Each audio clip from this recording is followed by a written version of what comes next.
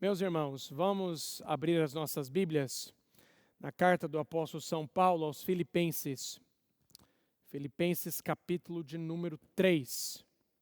Vamos ler do versículo de número 1 até o versículo 11. O versículo 1, a palavra de Deus nos diz: Finalmente, irmãos meus, regozijai-vos no Senhor. Não me aborreço de escrever-vos as mesmas coisas, e é segurança para vós. Guardai-vos dos cães, guardai-vos dos maus obreiros, guardai-vos da cortadura. Porque a circuncisão somos nós que servimos a Deus em espírito e nos gloriamos em Jesus Cristo e não confiamos na carne. Ainda que também podia confiar na carne, se algum outro cuida que pode confiar na carne, ainda mais eu, circuncidado ao 8º dia, da linhagem de Israel, da tribo de Benjamim, hebreu dos hebreus, segundo a lei, fui fariseu, segundo o zelo, perseguidor da igreja, segundo a justiça que há na lei, irrepreensível. Mas o que para mim era ganho, reputei-o perda por Cristo. E, na verdade, tenho também por perda as coisas pela excelência do conhecimento de Cristo Jesus, meu Senhor, pelo qual sofri a perda de todas essas coisas, e as considero como escória, para que possa ganhar a Cristo.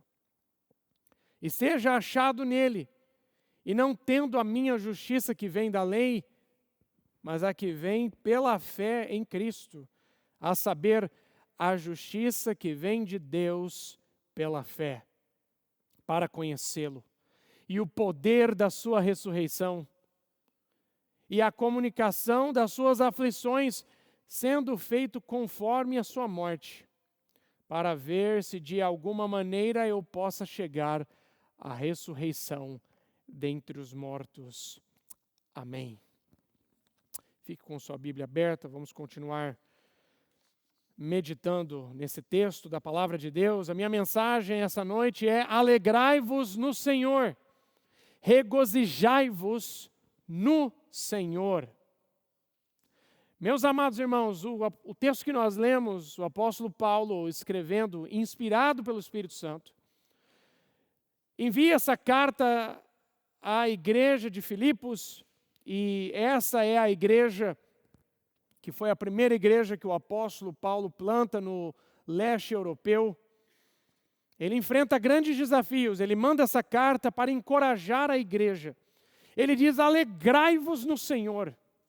Pare para pensar por um instante quais são as coisas ao seu redor, na sua vida, que te trazem alegria, que te fazem se alegrar. Pois bem, talvez a impressão de alguns é que Paulo, quando está escrevendo essa carta e manda à igreja de Filipos, que ele está em um lugar muito bom, que ele está provavelmente num banquete junto com os demais irmãos da igreja, ou provavelmente ele está de férias, em frente da praia, tomando um prosecco gelado, enfim, está lá aproveitando uma água de coco.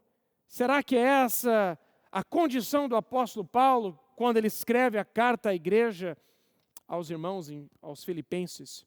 Meus irmãos, o apóstolo Paulo, ele escreve essa carta de uma prisão romana. Ele estava em um cativeiro por causa do evangelho de Cristo Jesus. E aqui nós temos um homem que foi torturado, aqui nós temos um homem que está em uma condição muito provavelmente insalubre. Nós temos aqui um homem que está dentro de uma prisão romana, e ele escreve uma carta à igreja e ele diz: alegrai-vos no Senhor. Alegrai-vos no Senhor. Meus irmãos, o apóstolo Paulo, quando planta a igreja nessa cidade, ele tem um grande desafio, porque ele chega lá proclamando que Cristo é Rei, Rei dos reis, Senhor dos senhores. Mas o povo dessa cidade eram extremamente patrióticos, eles, cidadãos do Império Romano. Sabemos que uma das formas de idolatria no Império Romano era o culto ao imperador. E nós temos aqui o apóstolo Paulo pregando que Cristo é Senhor. E a palavra Senhor, talvez para nós não tenha muito significado no português moderno, contudo, nós sabemos que essa palavra foi justamente a palavra que colocou os primeiros cristãos na prisão. Foi essa palavra grega kurios, que significa que ele tanto é rei, como é senhor, como ele é Deus também. O reconhecimento que Jesus ele é o rei dos reis, que ele é o senhor dos senhores, foi a principal causa da perseguição dos nossos irmãos. Por quê? Porque naquele contexto, o imperador era adorado como um Deus vivo. E aí nós temos agora a igreja proclamando, dizendo, não, nós não vamos se curvar ao imperador, nós não vamos queimar incenso a este homem, nós não vamos lá adorar nos seus altares. Para nós, somente Cristo é Senhor. Esse era o suficiente para eles, então, serem condenados às inúmeras formas de sofrimento. Essa, irmãos, era a realidade dos nossos irmãos no primeiro século. Uma perseguição que vai perdurar por séculos. E ainda nos dias de hoje, há muitas nações do mundo que, se você proclamar abertamente que Jesus é Senhor, que só há salvação em um nome, que só um deve ser adorado, você estará em grande perigo e uma situação muito complicada. Esse é um grande desafio que a igreja tinha naquela época e que a igreja tem nos dias de hoje. Proclamar que Cristo é Senhor, que Ele é Rei dos Reis e que as suas leis e os seus mandamentos não têm autoridade somente para aqueles que creem nele, mas porque Ele é Senhor do universo, porque Ele conquistou a morte, porque Ele venceu a morte no terceiro dia, porque Ele triunfou, porque ao ressurgir Ele disse, é-me dado todo o poder no céu e na terra. Então a igreja tem a mesma missão hoje, por onde passar, de proclamar dizendo que há um que é Rei dos Reis e Senhor dos Senhores. Há um que merece a adoração. Há um que as nações desse mundo devem se sujeitar aos seus mandamentos. E é o próprio Senhor Jesus que disse aos seus discípulos, vocês vão e discipulem todas as nações, batize-as em nome do Pai, do Filho e do Espírito Santo. E ensine-as a guardar tudo que vos tenho ordenado. E eis que estou convosco todos os dias até a consumação dos séculos. Louvado seja Deus. Ele está conosco. Amém, irmãos? Pode dar um amém aí, que não machuca não. Vocês estão aí ainda, né? O calor não derreteu ninguém. Nós temos aqui o sofrimento do apóstolo Paulo na prisão. E ele repete essa mensagem. Alegrai-vos no Senhor. O que te faz se alegrar? Qual é a causa da sua alegria?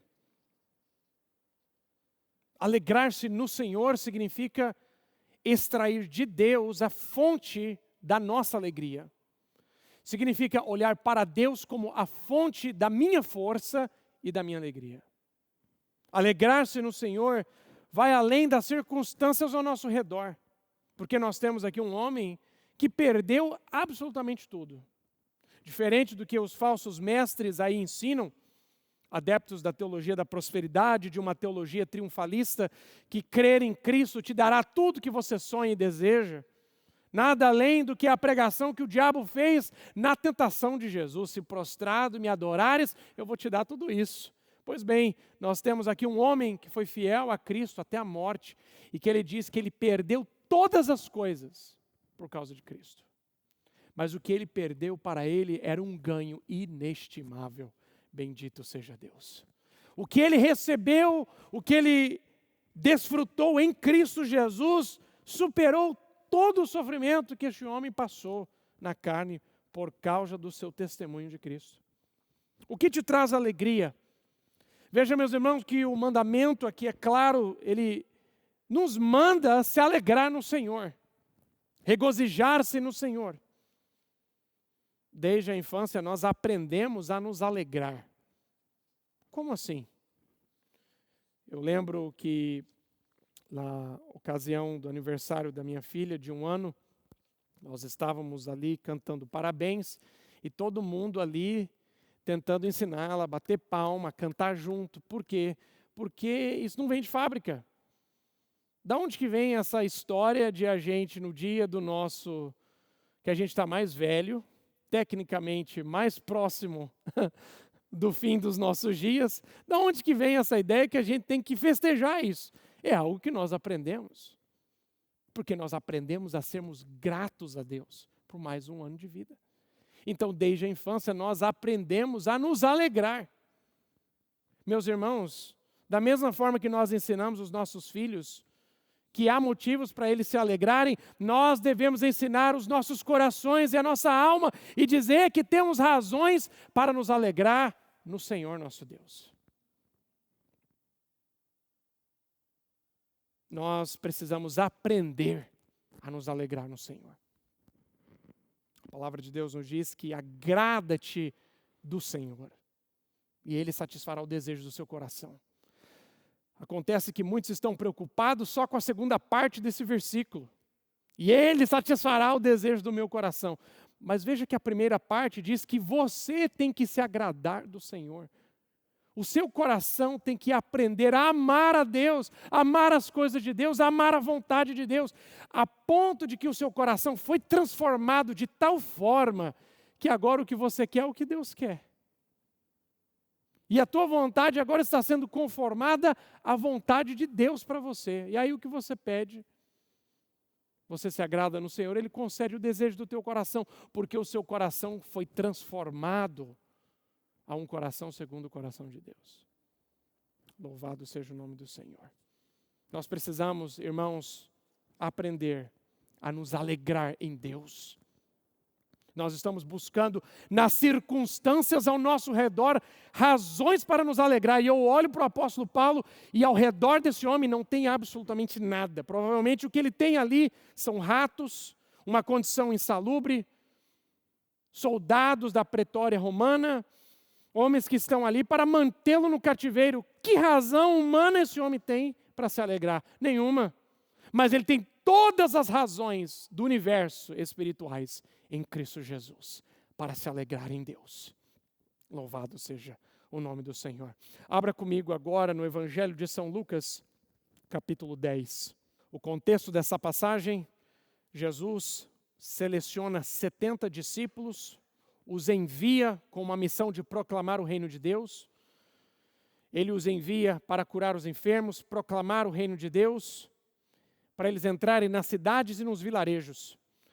E foi uma campanha evangelística bem sucedida. Eles voltam, no versículo 17 diz, e voltaram os 70 com alegria, dizendo, Senhor, pelo teu nome, até os demônios se nos sujeitam. E disse-lhes, eu vi a Satanás como um raio cair do céu. Eis que vos dou poder para pisar serpentes e escorpiões sobre toda a força do inimigo, e nada vos fará dano algum. Mas não vos alegreis porque se vos sujeitam os espíritos. Alegrai-vos antes por estarem os vossos nomes escritos. Aonde, irmãos? Nos céus. Bendito seja o nome do Senhor. Esta é a razão da nossa alegria. Os discípulos voltam, estão alegres. Viram uma obra extraordinária de Deus aonde eles passaram. Pessoas foram libertas. E assim nós temos, meus irmãos, muitas igrejas que você vai no culto, e o culto inteiro é só testemunho. E eu entendo, as pessoas estão felizes e alegres. E há momento e há local para testemunhar. Não é no culto público. Mas podemos sim, por exemplo, em outras reuniões, testemunharmos e agradecer a Deus. Há motivos para nos alegrar. Mas você vai para alguns lugares, algumas igrejas, e o culto inteiro é só testemunho. Não tem o ensino da Escritura, não tem a palavra de Deus. É somente as experiências dos outros. E esses homens estão alegres. Senhor, até mesmo os demônios se sujeitam. E Jesus fala, olha, isso não é surpresa para mim. Eu vi Satanás cair do céu como um relâmpago. Não se alegre porque os demônios se sujeitam a vocês, mas se alegre porque vocês receberam algo que vocês não merecem. Se alegrem porque vocês receberam algo que vocês não teriam condições de conquistar. Se alegrem porque o nome de vocês foi colocado em um livro que você não tinha condição de escrever. Se alegre porque o seu nome foi escrito no céu antes da fundação do mundo, como em Apocalipse, o apóstolo São João nos revela, o livro da vida do Cordeiro que foi escrito desde a fundação do mundo. Se alegre porque o seu nome está arrolado nos céus. Bendito seja Deus. Meus irmãos, a fonte da nossa alegria deve ser a nossa salvação. E se você ainda não tem se regozijado nisso, que você saia daqui hoje e diz: Senhor, restaura em mim a alegria da tua salvação. Aí no versículo de número 21, naquela mesma hora, regozijou-se, alegrou-se Jesus em espírito e disse: graças te dou, ó Pai, Senhor do céu e da terra, que escondeste essas coisas dos sábios e inteligentes e as revelastes às criancinhas. Assim é, ó Pai, porque assim te aprouve. Agora nós temos quem se regozijando aqui? O Senhor Jesus. E o que ele está se alegrando? Veja, a fonte da nossa alegria deve ser a nossa salvação. Cristo se alegra, ele dá graças ao Pai. Essa é a forma que Cristo se alegra, agradecendo ao Pai. Porque foi ele quem escolheu, como já vimos na obra da redenção, o Pai, aquele que predestinou, que escolheu desde a fundação do mundo, Cristo, o Filho, aquele que veio do céu para comprar a nossa redenção, para dar a sua vida por nós naquela cruz. Deus, o Filho, dá graças ao Pai, que é o Senhor do céu e da terra, porque Ele escondeu essas coisas. Espera aí, Deus está escondendo? Sim, de alguns Deus escondeu. É o que a Escritura nos diz. Ele escondeu de quem? Dos sábios e inteligentes, dos homens soberbos desse mundo, daqueles que eram os líderes religiosos da época, que rejeitaram a Cristo. Foi escondido deles. A Bíblia fala que é como um véu que estava sobre eles. Mas ele revelou às criancinhas, aqueles que nós achamos que não entendem muito, né? Ainda bem que nós somos presbiterianos, porque a gente vê a graça de Deus nisso. A Bíblia fala que até da boca dos infantes vem o perfeito louvor. Pois bem, o Pai se revelou através do Filho aos pequenos desse mundo. Versículo 23, e voltando-se para os discípulos, disse-lhes em particular: bem-aventurados os olhos que veem o que vós vedes, pois vos digo que muitos profetas e reis desejaram ver o que vós vedes e não o viram, e ouvir o que ouvis e não ouviram. Meus irmãos, nós temos aí mais um motivo para agradecer a Deus. Sabe por quê? Nós estamos aqui ouvindo a palavra de Deus. Isso é motivo para sermos gratos a Deus. Porque há um mundo aí fora que não conhece o Evangelho, que perece nos seus pecados. Há um mundo aí fora que se orgulha em rejeitar o Evangelho de Cristo Jesus. Mas Deus teve misericórdia de você, de mim, nós miseráveis pecadores. Deus teve misericórdia de nós para abrir os nossos olhos, para vermos a glória de Cristo no Evangelho. Bendito seja Deus. Como Jesus se alegrou? Dando graças a Deus. Começa o seu dia dando graças a Deus. Senhor, obrigado por mais um dia. Pode ser um dia difícil. Pode ser, como a Bíblia descreve, o dia mau. Sabe aquele dia que dá tudo errado? Sabe aquele dia que parece que é o fim de todas as coisas? Você ainda fala, hoje é o dia. Pois bem, termine então esse dia agradecendo a Deus, porque o Senhor te deu mais um dia.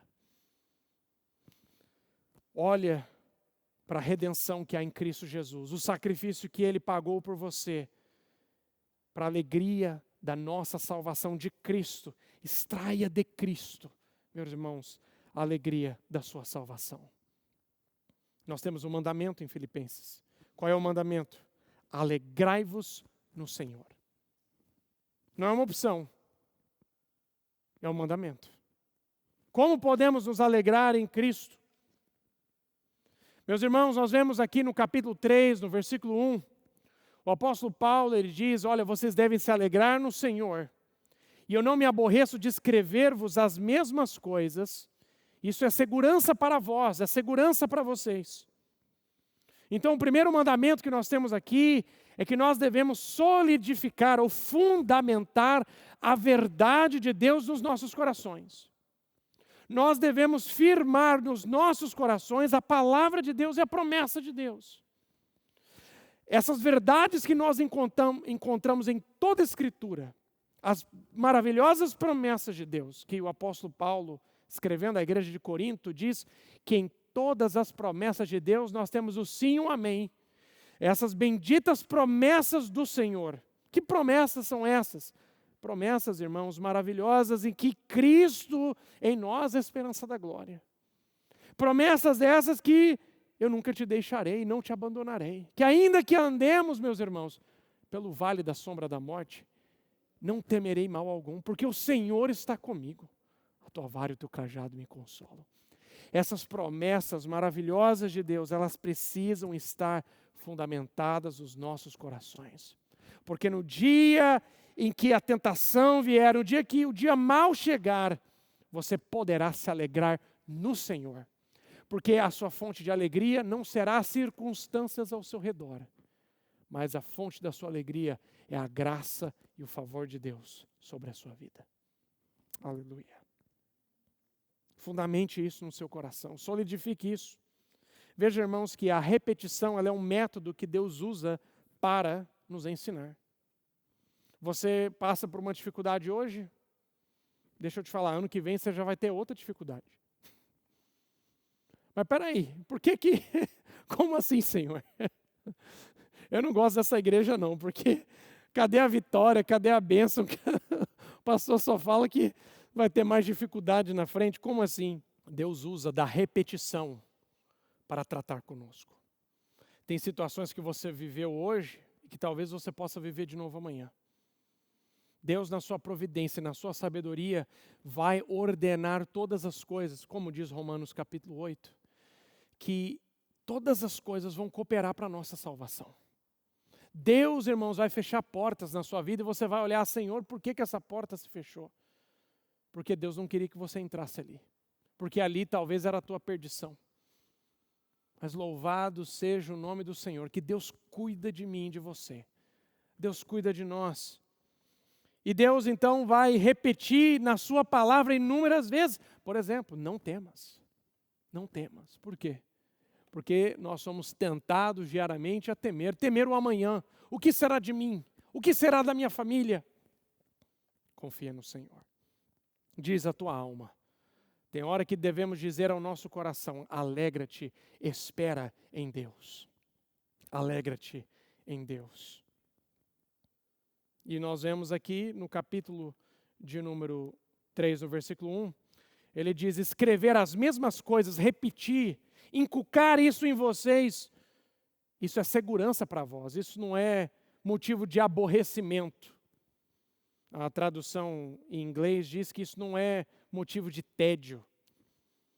Nós temos, infelizmente, na nossa era moderna, meus irmãos, as pessoas ficam entediadas com qualquer coisa que exige a nossa concentração e o nosso foco. Porque nós vivemos em uma sociedade e uma cultura de constante estímulo, de constante busca por entretenimento. E nós temos aqui o apóstolo Paulo dizendo que essas repetições que ele faz, isso não é tédio, não. Isso não é motivo de aborrecimento, é segurança para nós. Se diariamente você criar esse hábito de se regozijar no Senhor, de dar graças a Deus pela sua salvação, de dar graças a Deus pelo que Deus fez por você em Cristo Jesus, de você adorar a Deus por quem Ele é, de você meditar nas Escrituras e nas promessas de Deus, e isso ser fundamentado, solidificado no seu coração, e isso será segurança para você. Porque nos dias de dificuldade, nos dias de dor, nos dias que parece que tudo desmoronou, o seu amparo estará no Senhor. Louvado seja Deus. Aí nós temos o segundo mandamento, nós vemos no versículo de número 2. Guardai-vos dos cães, guardai-vos dos maus obreiros, guardai-vos da cortadura ou da mutilação ou dos agentes da circuncisão. Vamos por partes. Guardai-vos dos cães. Apocalipse 22:15 fala que os cães ficarão de fora. Esqueça aquela imagem do pet, tá bom? Do século 21. Aquele cachorro todo peludinho.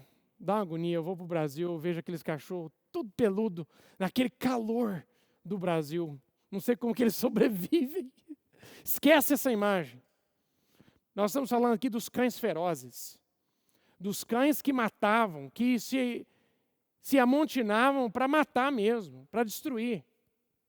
O que o apóstolo Paulo está falando aqui? Ele está falando dos falsos mestres. Ele está falando dos enganadores. Mas Paulo, como que o senhor usa uma palavra tão dura assim? Ele chama ele de cães. Como Apocalipse 22:15 fala que os cães ficarão de fora da Nova Jerusalém, do paraíso. A parte deles será no lago de fogo e enxofre. Quem são esses cães? Nós temos aqui lobos devoradores que entraram na igreja de Deus trazendo falsas doutrinas para enganar o povo de Deus. Destruindo e causando dor e sofrimento na vida de muitos. Meus irmãos, falsa doutrina e engano causa dor e sofrimento. Causa, às vezes, feridas, machucados que a pessoa carrega para o resto da vida. Cicatrizes que a pessoa carrega para o resto da vida. Vamos ver alguns exemplos. Abra comigo 1 Timóteo, capítulo 4. O apóstolo Paulo fala sobre os últimos dias. Últimos dias estes que estão em vigor desde a ascensão de Cristo até a sua segunda vinda. Ele diz no versículo 1 do capítulo 4, mas o Espírito expressamente diz que nos últimos tempos muitos apostatarão da fé, dando ouvidos a espíritos enganadores e a doutrinas do quê? Doutrinas do quê, irmãos? De demônios. Então, quando você olha para uma seita como os Mormons, no século XIX, você tem um falso profeta chamado Joseph Smith, e ele alega que um anjo apareceu para ele dizendo que se ele não praticasse a poligamia, que a poligamia era um princípio do evangelho, e que se ele não praticasse a poligamia, aquele anjo iria matá-lo. De onde você acha que vem essas ideias, meus irmãos? Você acha que vem da cabeça da pessoa? Não, é do inferno mesmo. Você pode colocar o adesivo lá, Made in Hell. É isso mesmo. Doutrinas de demônios. De onde que vem essas ideias? Meus irmãos, você começa a examinar as inúmeras seitas e falsas religiões, porque todas elas são falsas e mentirosas. Você começa a examinar cada uma delas. Você fala, da onde que vem essas ideias? Meus irmãos, quem é o pai da mentira? É o diabo. Vem dele, são doutrinas de demônios. Isso já era uma realidade nos dias do apóstolo Paulo. E eu vou dar 2 exemplos aqui. Qual é a origem? Pela hipocrisia de homens que falam mentiras, tendo cauterizado a sua própria consciência. Esse povo, eles ensinam, mentem, falam e a mente está totalmente cauterizada. A consciência, ele vai para casa, ele mentiu o serviço o culto inteiro. Pregou mentira o culto inteiro, mas ele volta para casa e ele dorme tranquilo. Ele dorme tranquilo. E na outra semana ele está lá ensinando a mesma heresia. A mente cauterizada. Vamos ver alguns exemplos? Versículo 3. Proibindo o casamento. Então, o primeiro exemplo aqui eram falsos mestres que estavam chegando nas igrejas dizendo, olha, ninguém é para casar mais não. Uma falsa profetisa e um outro falso profeta também do século XIX, Ellen Goldwhite, fundadora, líder aí, falsa profetisa dos adventistas do sétimo dia. Essa senhora disse em 1843 e 1844 que Jesus ia voltar naquele ano. Então, ninguém se casa. Ninguém se casa. todo mundo vende as suas propriedades, dá tudo para a igreja, porque Jesus vai voltar. Chegou no dia, todo mundo ficou olhando com o pescoço, olhando para cima, Jesus não voltou. Ficaram com um torcicolo e Jesus não voltou. Muitos tinham vendido suas fazendas, suas casas, tiraram os filhos da escola, tudo. Então nós temos um exemplo aqui, proibindo o casamento. Você conhece alguma igreja que faz isso, que proíbe o casamento? Nós temos aí uma falsa igreja que proíbe o casamento dos seus sacerdotes. Se você quer ser um sacerdote nessa instituição, você não pode se casar, você tem que fazer um voto de celibato. Isso é obrigatório. De onde que vem essa ideia? Doutrina de demônio. É o que a palavra de Deus nos diz. Então, cuidado com os cães, cuidado com os falsos obreiros. Vamos ver outro exemplo? Proibindo o casamento e ordenando a abstinência de alimentos que Deus criou para os fiéis, para os que conhecem a verdade, a fim de que usarem deles com ações de graças. Porque toda criatura de Deus é boa, não há nada que rejeitar, sendo recebido com ações de graças. Porque pela palavra de Deus e pela oração é santificada. Você conhece alguma religião que proíbe alimentos? Eu acabei de citar um exemplo. Não pode comer carne de porco. Eu nem sei como é que tem essa seita lá no estado de Minas. Não dá para entender, não. Não tem lógica, não tem base um trem desse. Não tem lógica, irmãos. Não pode comer um pernil, não pode comer um torresmo. Ordenam a abstinência de alimentos que Deus preparou para os fiéis. Tudo que Deus criou é bom, não tem nada que rejeitar. Deve ser recebido com ações de graças. Não é para comer, para morrer não, tá bom? Come com moderação. Mas Deus deu de presente para os fiéis, receba com ações de graças. O que o crente faz? Ele agradece a Deus pelo alimento. Então você tem o prato, a mesa está cheia, o que você vai fazer? Você não vai consagrar o alimento. Isso é o que os pagãos fazem. Você não faz isso. O que você vai fazer é render graças a Deus. Senhor, obrigado por esse alimento.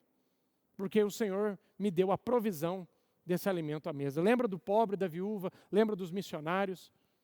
Então você rende graças a Deus. Então, meus irmãos, nós temos aqui dois exemplos de falsas doutrinas. Por que o apóstolo Paulo, nesse contexto de alegrar-se no Senhor, ele fala para tomar cuidado com os inimigos da cruz? Porque a falsa doutrina vai roubar a sua alegria. O falso ensino vai te aprisionar. O falso ensino ele vai te tornar refém do engano e da mentira.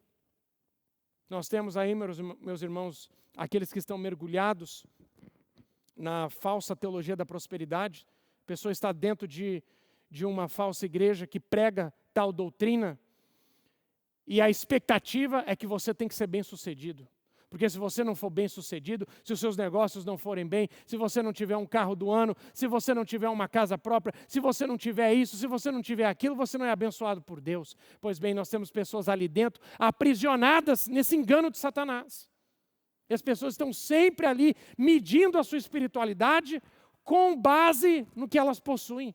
Aí o apóstolo Paulo fala, eu ganhei Cristo, mas perdi tudo. Explica essa. O falso ensino, os falsos mestres vão roubar a sua alegria. Tome cuidado com os cães. Tome cuidado com os falsos obreiros. Aí nós temos o terceiro mandamento.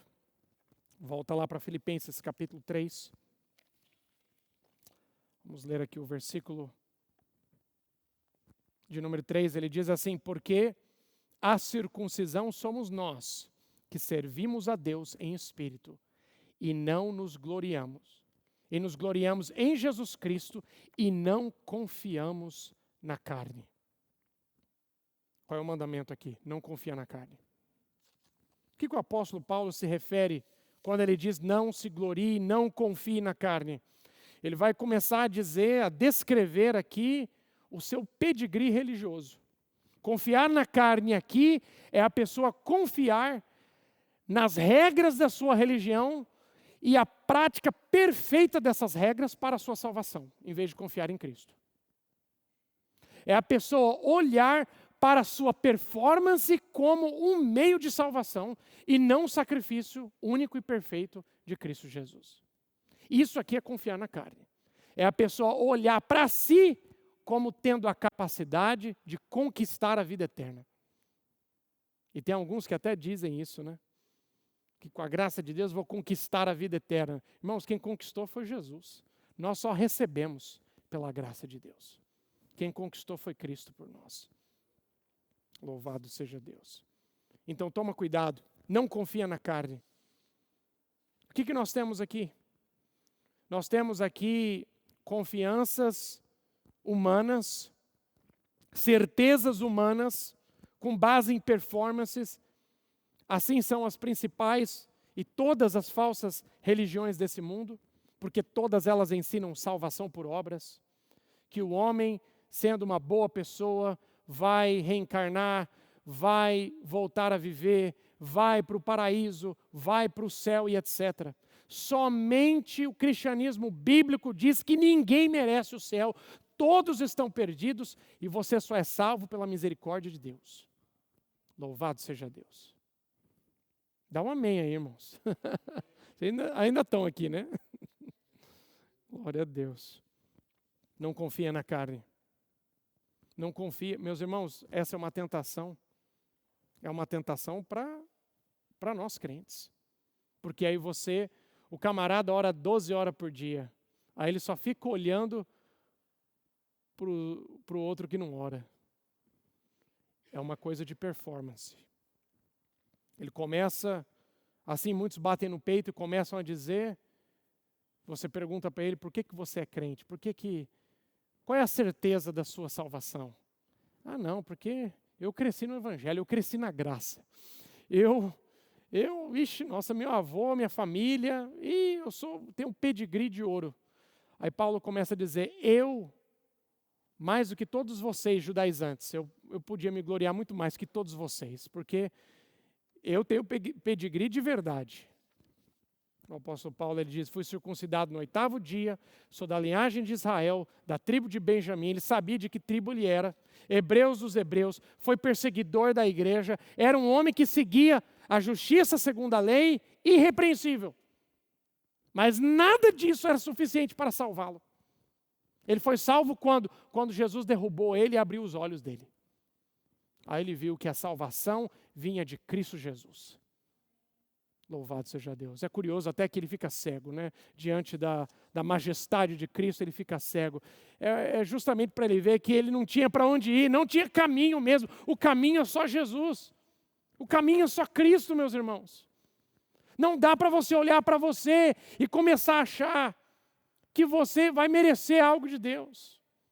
Talvez você está tentando provar algo para Deus, ou você quer que Deus te ame mais.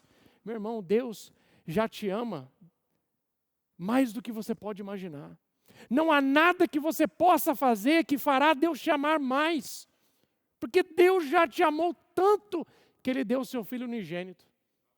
Para que você que crê nele não pereça, mas tenha vida eterna. Bendito seja Deus. Não confia na carne. A nossa confiança deve estar somente em Cristo. E meus irmãos, deixa eu te dizer outra coisa aqui. Aqueles que confiam na carne, ou seja, aqueles que confiam na sua religião, aqueles que confiam na sua performance, na sua capacidade, por que nós não podemos confiar na carne? Porque confiar na carne te levará a se opor à obra de Deus. Veja que o apóstolo Paulo, ele estava confiando na sua própria justiça. E o que a carne o levou a fazer? A perseguir a igreja. E assim nós temos, meus irmãos, a fúria do diabo, a fúria das falsas religiões contra o evangelho verdadeiro. Na hora que você vai na internet, especialmente hoje na internet, você falou abertamente, só tem uma religião verdadeira. Vixe, nossa, aí os comentários. Na hora que você fala que só tem um caminho para o céu, que só tem salvação em um só, que é Cristo Jesus, as pessoas já se ofendem. Porque aqueles que confiam na sua própria justiça sempre irão se opor à obra de Deus. Mas, meus irmãos, Deus guarda a sua igreja, Deus guarda o seu povo contra a fúria do mundo, contra a fúria do diabo. Ele disse: eu estabelecerei a minha igreja e as portas do inferno não prevalecerão contra ela. E o apóstolo Paulo, ele encerra nesses versículos que lemos, falando o que é ser um cristão, a vida do crente, que é uma vida de se alegrar em Deus, que tem a sua fonte de alegria em Cristo Jesus. Ele diz: olha, na verdade eu tenho por perda todas as coisas, pela excelência do conhecimento de Cristo Jesus. Tudo isso eu perdi, a minha reputação diante dos outros fariseus, o meu reconhecimento diante do povo de Israel, eu perdi tudo, até mesmo minhas propriedades, minhas posses, tudo. Mas valia a pena perder tudo isso por Cristo Jesus. Eu, na verdade, tenho também por perda todas as coisas pela excelência do conhecimento de Cristo Jesus, meu Senhor, o qual sofri a perda de todas essas coisas e as considero como escória, como esterco. Para mim isso não tem valor nenhum, não serve para nada diante do conhecimento maravilhoso de Cristo Jesus. Meus irmãos, eu consigo imaginar o apóstolo Paulo, como já vimos em outro exemplo, Paulo e Silas na prisão. O que eles estão fazendo? Eles estão cantando, se alegrando em Deus, se regozijando. Já vimos na semana passada o apóstolo Paulo dizendo: olha, vocês têm que se alegrar, porque vocês receberam o privilégio de sofrer por Cristo. Que mentalidade é essa, meu irmão?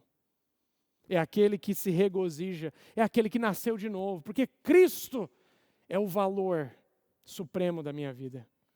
O que é ser um cristão verdadeiro? O que é se alegrar em Deus? É conhecer a Cristo, é motivo da nossa alegria. Conhecer a Deus, conhecer a Cristo é motivo da nossa alegria. O poder da sua ressurreição. Como já lemos aqui no versículo 10, para conhecê-lo e o poder da sua ressurreição. E a comunicação ou a participação nas suas aflições.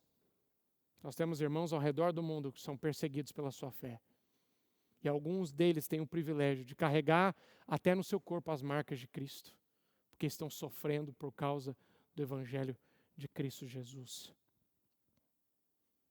Conhecer a Cristo, meus irmãos, o poder da sua ressurreição, ser conformado com a sua morte, mas também participante da sua ressurreição. Isso deve ser motivo de alegria para nós. Meus irmãos, o crente ele tem motivo para se alegrar até diante da morte. Sabe por quê? Porque o apóstolo Paulo nos diz: meus irmãos, eu não quero que vocês sejam ignorantes acerca daqueles que partiram. Porque se cremos em Cristo de fato, nós cremos que quando Ele voltar, Ele vai trazer em sua companhia aqueles que dormiram, aqueles que partiram. Bendito seja Deus. A morte para o crente, ela chega na nossa vida como um sono. Não quer dizer que ninguém está dormindo no céu, não é isso que o apóstolo nos diz. Quando você está cansado, o que você precisa? Dormir. Meus irmãos, a morte quando chega para o crente, ela é bem-vinda como um sono a alguém que está cansado. É aquele que já descansou dos seus trabalhos aqui e foi chamado para estar com o Senhor. Louvado seja Deus. Nós temos alegria, nós temos motivos para nos alegrar. Nós temos uma alegria, meus irmãos, que é indizível. Ninguém pode explicar. Essa alegria vem de Deus, vem de Cristo Jesus.